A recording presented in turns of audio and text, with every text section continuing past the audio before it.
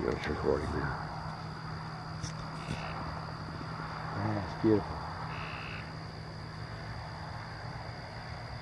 What a shot. Actually, I think it's calming down some. I don't know. Maybe it's getting further away. Wow. Woo!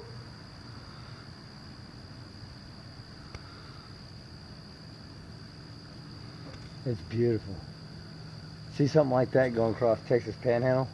So you got all that view of nothing. Mm-hmm. Wow. And see it from distance, it just dancing across sky. Mm-hmm. This is beautiful.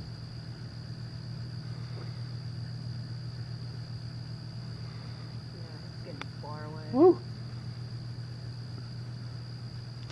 Yeah, it's moving away from us, which is probably a good thing.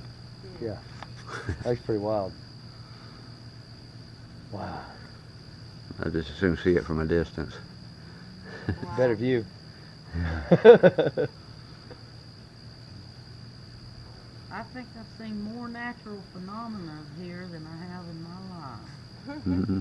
Oh, that's what I love about Saw out here. that light show, that Aurora Borealis one night, Where? right here.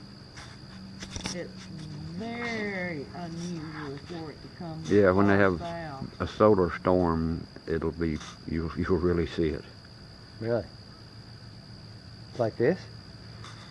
Yeah, it was different colored light. Oh, like the Northern Lights? The Northern Lights, Northern Lights. Here? yeah. Uh-huh. Really? You don't usually see it this far south, but when there's a unusual solar activity, the storms on the sun, it causes it to. It can be. I mean, a really bad solar storm would.